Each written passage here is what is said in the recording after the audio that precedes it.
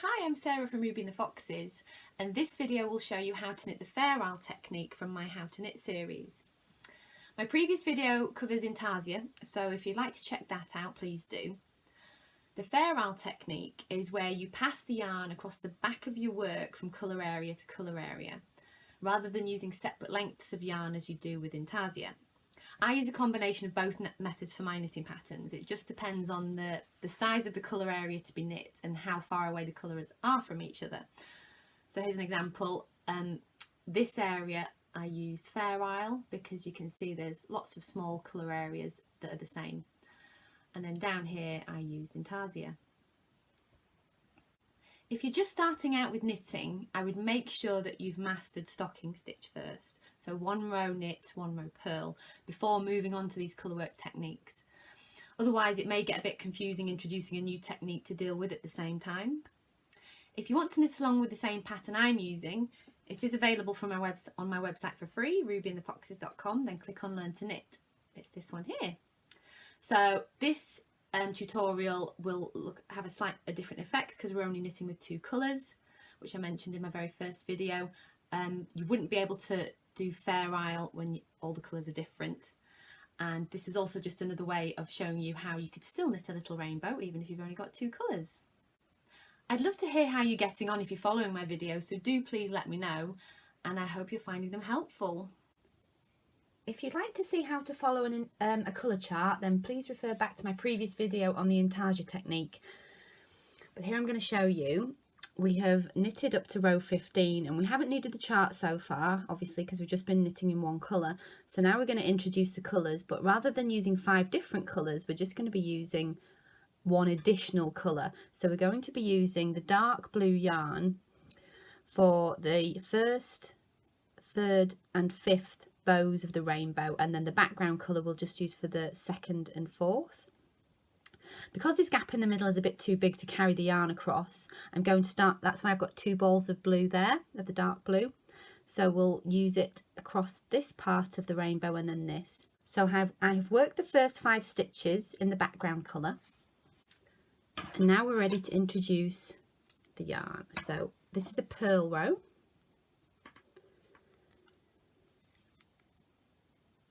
And I will show you how to join in the new yarn. So I'm going to take my first ball and I'm going to first of all insert my needle ready to make the stitch, and then I'm going to wrap the new yarn around that front needle, leaving a couple of inches length on the tail so it's enough to sew in at the end.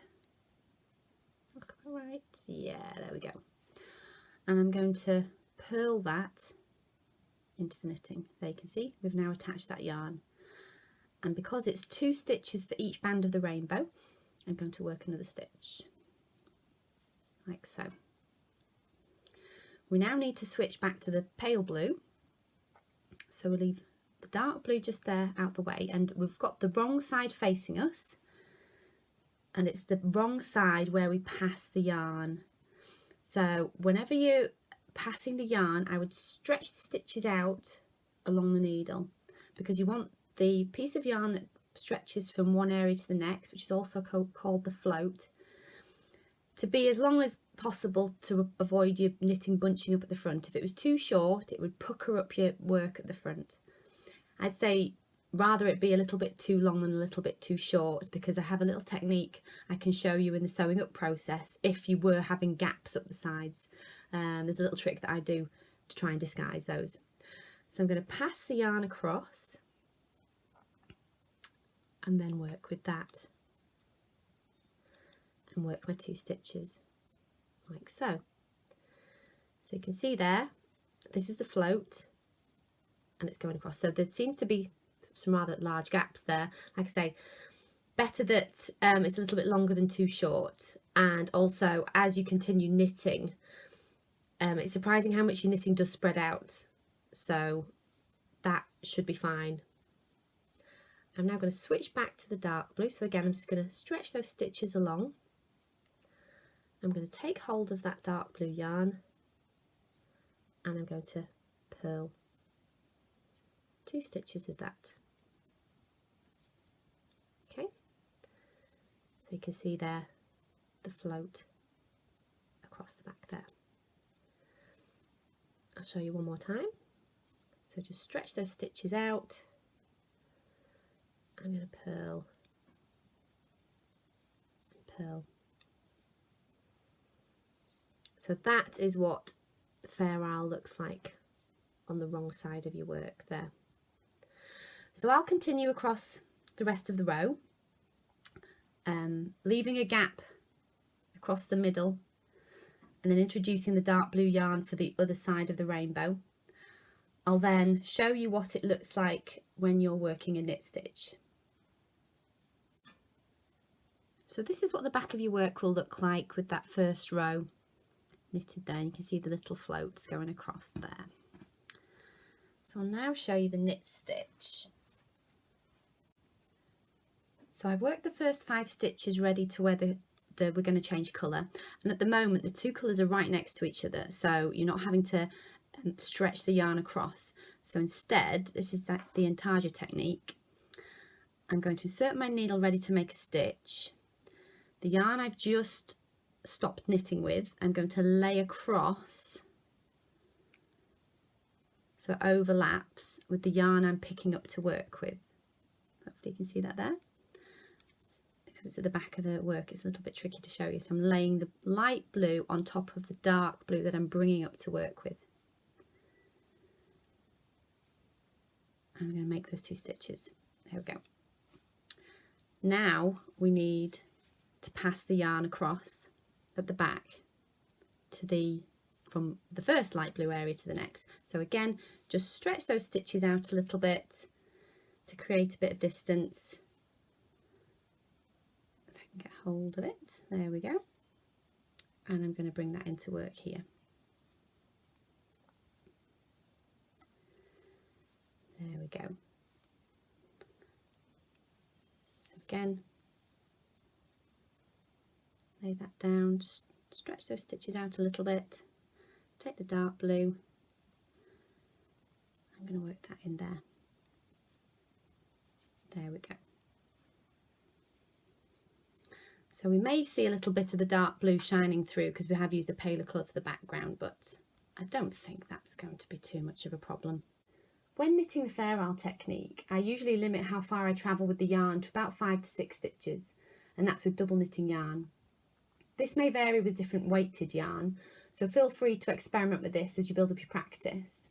There may be proper rules about this, but I'm just telling you how I do it, which is the way I've taught myself and it works for me. With this pattern, we will be travelling a bit further than this across the wider parts of the rainbow at the top, but that will be okay as long as we make a long enough float between the areas. So I'll now continue to follow the chart until the end of row 25, and I'll quickly show you what to do when the 2 area colours meet in the middle.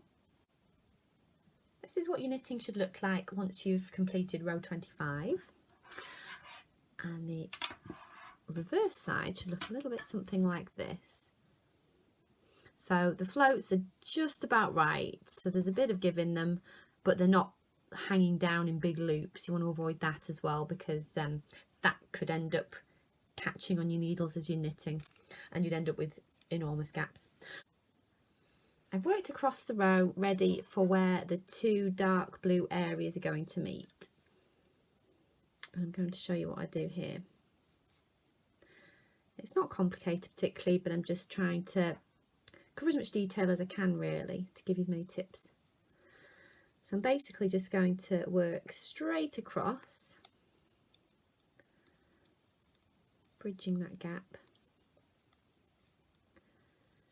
to the other side of the rainbow.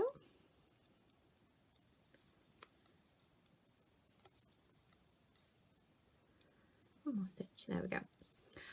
And basically what I'll do here, so this has become our working yarn and this yarn's no longer required, so I'm just going to snip that off, leaving a couple of inches for sewing in. But now we have quite a long gap between this pale blue and where we need to introduce it, so more than ever we need to be careful to just stretch those stitches out across the back and then I'm going to work that in.